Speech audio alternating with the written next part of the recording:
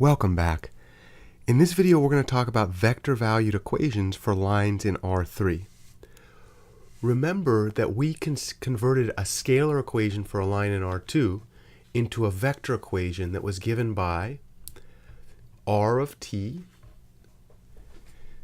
equals output R naught plus t times v, where R naught was a point on the line that we were trying to graph, and v was the direction of the line. We could do this component-wise and then use the definition of vector addition and scalar multiplication to get the parametric equations for the line. We saw that this led to a description of a line in R2 given by two equations, and that line was a vector-valued function because the output, or the codomain, the size of the output, was vector-valued. In the case of a single parameter t, we said that the input, the domain, was a subset of the real numbers, which means the function r inputs a single variable and outputs a vector. In this video, we're going to generalize this discussion from vector value equations in R2 into vector valued equations for lines in R3. To do so, we have the same setup. We start with a point on our line. Of course, the point on our line in R3 should have three coordinates: x naught, y naught, z naught. And the direction for our line, which we call v, should also have three components. We're writing these as vectors. So component 1 is a, component 2 is b, component 3 is c, and this is a direction. So we call this the direction of the line, and what it literally means is go a units in the x direction, b units in the y direction, and c units in the z direction. The really exciting thing about lines in R3 is that the equation for a line is actually identical in the sense that we write the output of the line, any point on the line, is given by the initial point plus t times the direction vector. Of course, we can write each of these in component form and use our mastery of the algebraic operations in R3 to combine these together. Here we would be left with x naught plus at for the first coordinate, y naught plus bt for the second coordinate, and z naught plus ct for the third coordinate. We could look at each one of these as the parametric equation for the nth component. Here we would have that our first component is given by x of t, second component is given by y of t, third component is given by z of t. And in this case, we would have that our function r goes from some subset of the real numbers into R3 rather than R2. Again, the codomain has three components, so we say that the output is vector valued, aka a vector valued output. And the domain is a scalar value, is a set of scalars from R, because the domain is a subset of R. So this is a single variable input function whose output is a vector in R3. The really fun thing about this, so the claim is this right here is the vector equation for a line, and we saw that this is actually identical to the form for the vector equation for a line in R2.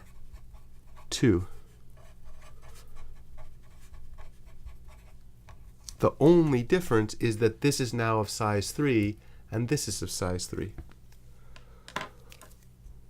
One of the things that we can do from this is actually use this to define what we call the symmetric equation for a line, which is really a scalar equation, and it comes directly from this vector equation.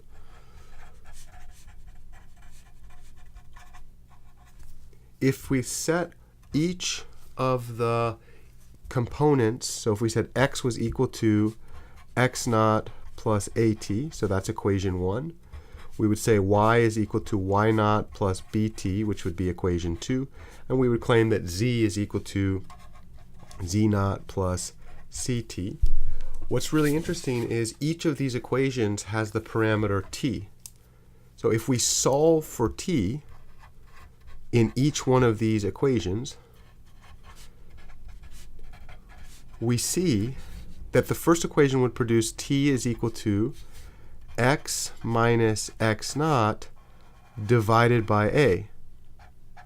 The second equation, if I solve for t, it's the same parameter. This parameter t is constant. We call this the parameter t.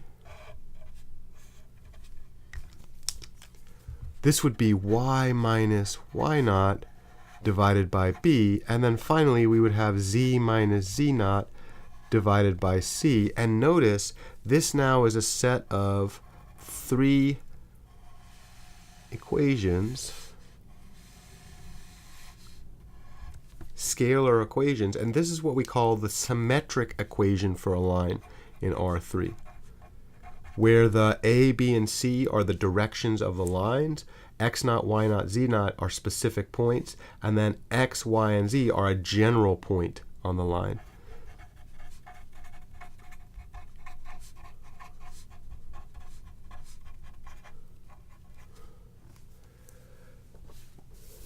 Let's take a look at an example that would use this description of a line in R3. In particular, suppose we want to find the parametric equation and the symmetric equation for a line in R3 that passes through the points P0, 2, 4, negative 3, and P1, 3, negative 1, 1. In order to solve this problem, let's do a quick recall. We just stated that the vector equation for a line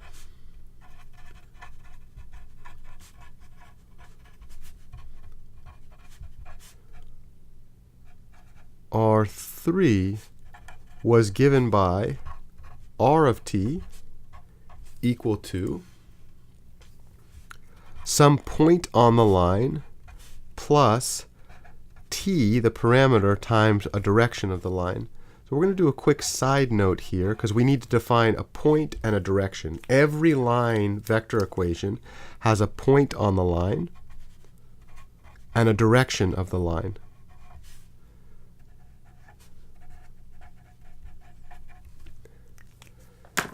So in this side note, we'll go ahead and set arbitrarily, we'll say, okay, maybe we set r naught to be equal to the vector version of p, the point p0. So this is 2, 4, negative 3.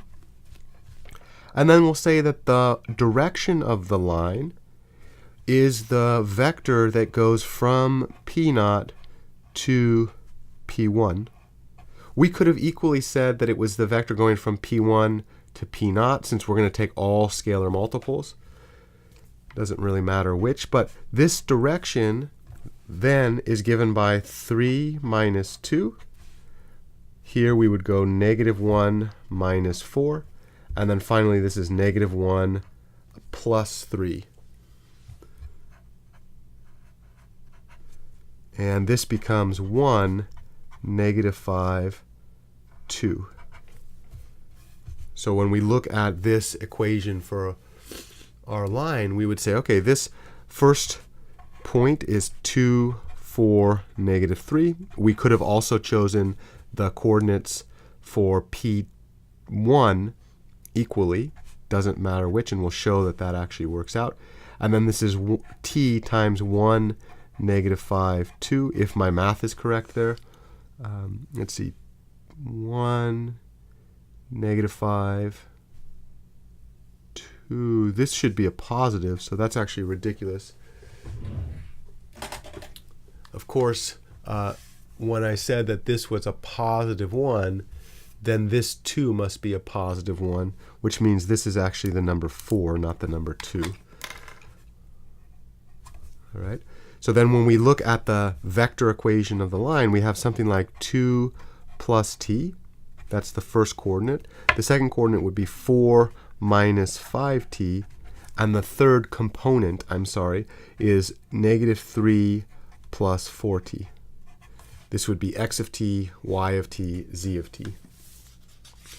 Moreover, when we look at the symmetric equation, remember that the symmetric equations come from setting each independent component equal to its parametric description, and then solving for the parameter and setting all of those equal to each other. So in this case, we would have that t is equal to x minus 2. In this case, we would have that t was equal to y minus 4 divided by minus 5. And then finally, we would have that this was equal to z plus 3 divided by 4. And for giggles, let's just remember that there's a 1 in front of that t, so that the direction vector shows up in the bottom. Do you see it? Here we have 1, negative 5, and this is 4. Of course, this was 4, because 1 plus 3 is 4. And notice that the point that we want to start with is right there too, right? X minus 2, y minus 4, z plus 3. And now this is the symmetric equation for the line. So we were asked to produce both of them, and we did. Here, this was the symmetric equation. Here we had our parametric equation. And sometimes when you write parametric equations, it's useful to actually write out the parameters just like we did here. So x of t, y of t, z of t. Let's jump over to Mathematica and see that we can graph these vector equations for a line in R3 using parametric plot 3D. Here we go. Here we are in Mathematica. We're going to go ahead and graph the equation for the line in R3 that we've just constructed. Let's go ahead and set the 2 points that we started with into memory. So this is 2, 4, negative 3. I've broke my cardinal rule again. Every time I open a bracket, I'm going to immediately close it. And this is to just preempt debugging attempts. So this would be 3, negative 1, 1. We said that the direction vector v was going to be p1 minus p0. Before we go on, let's check my work. Oh, there it is. And then we also said that the vector r naught was going to be equal to p0. So this goes into discussion later. We're going to go ahead and use parametric plot, but this time it's going to be in 3D because my output is a three-dimensional vector. Remember that we had the parametric equations 2 plus t was in the y direction, 4 minus 5t was in the x direction, and then we had negative 3 plus 4t was in the z direction. In this case, let's kind of play around with t. So let's suppose first that t goes from 0 to 1, and let's evaluate this and see what happens. Kind of funny, it gives me a line segment. When I don't tell Mathematica what I want my range to be, it automatically calculates it for me. So in this case, I might actually specifically say, hey, Mathematica, please listen to me because I want to control this. I'm going to set my range in my x and my y and my z. Let's go ahead and go from negative 6 to 6, negative 6 to 6, negative 6 to 6. Now I get a line segment. It's kind of hard to see this in this particular viewpoint. I'm going to go ahead and do a few things. One is I'm going to label my axis. So I want this to be the x, y, and z labels. So here's my x, my y, and my z. Notice I'm all flipped around there. So there's the z going this way. And then the next thing I'm going to do is actually tell Mathematica that I would like the axis to be placed through the 0, 0, 0 point. So instead of looking at a box on the outside, I'm going to say please place the origin as the center of my axis. And then there's my line. Do you see it? There's my line. And maybe I want to do a little bit thicker line to make it easy to read. So I do plot style. And let's use directive. Directive allows me to combine a bunch of different styles. So maybe we'll do red, and we'll have thickness chain a little bit. And I always forget what the good thickness values are for videos. Maybe we'll say like 6. That's not really thick enough. Let's go 1 and see. Yeah, that's a little bit better, right?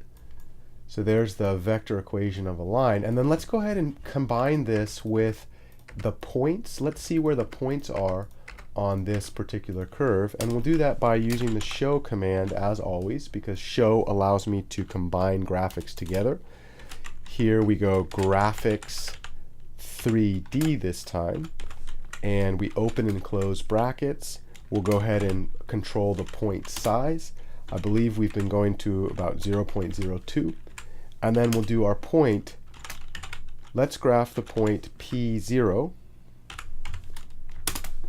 Okay, let's increase the size of this a little bit because we're zoomed out. Okay, there's my P0 point. And then I could recreate this graphics command if I wanted to do each point individually.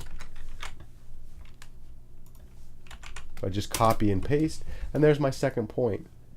Notice something kind of cool. We'll see this in the next video.